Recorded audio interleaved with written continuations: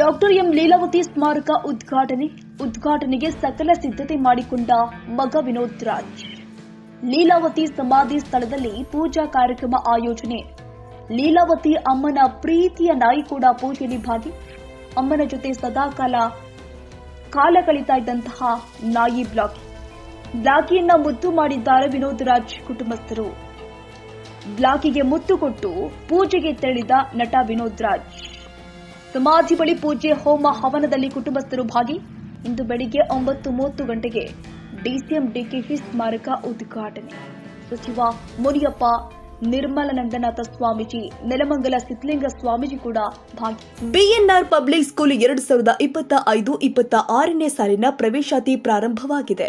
ಮಾಂಟಿಸರಿಯಿಂದ 10ನೇ ತರಗತಿಯವರೆಗೂ ದಾಖಲಾತಿ ಪ್ರಾರಂಭವಾಗಿದೆ.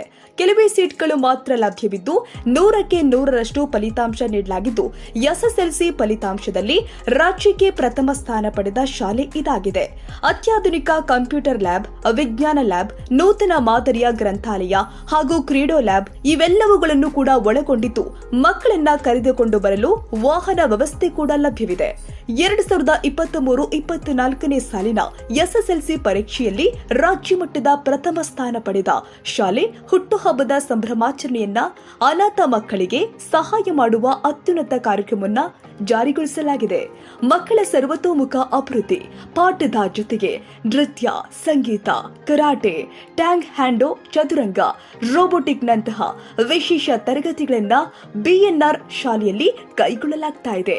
ನಮ್ಮ ಬಿಎನ್ಆರ್ ಶಾಲೆ ಎಜುಕೇಶನ್ ಟುಡೇ ನಡೆಸಿದ ಸಮೀಕ್ಷೆಯಲ್ಲಿ ವಿದ್ಯಾರ್ಥಿಗಳ ಪ್ರಗತಿ ಮತ್ತು ಮಾರ್ಗದರ್ಶನಕ್ಕಾಗಿ ವರ್ಗ ರಾಜ್ಯ ಮಂಡಳಿಯ ನಿಯಮಾವಳಿಗಳ ಶ್ರೇಯಾಂಕದ ಅಡಿಯಲ್ಲಿ ಭಾರತದಲ್ಲಿ ನಂಬರ್ 1 ಸ್ಥಾನ ಪಡೆದಿದೆ.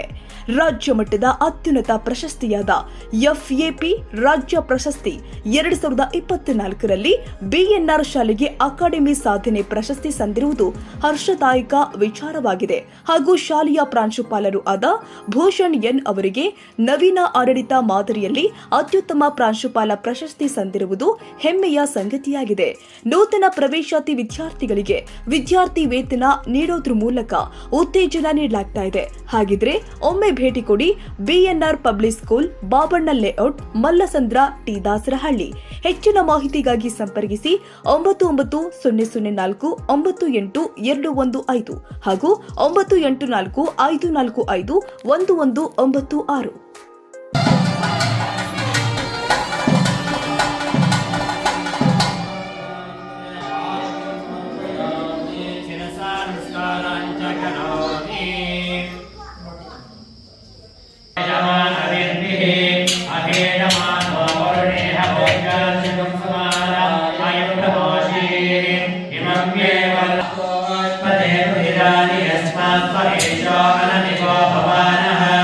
ಯತ್ವೇ ಮಹೇ ಪ್ರತಿತಮೇ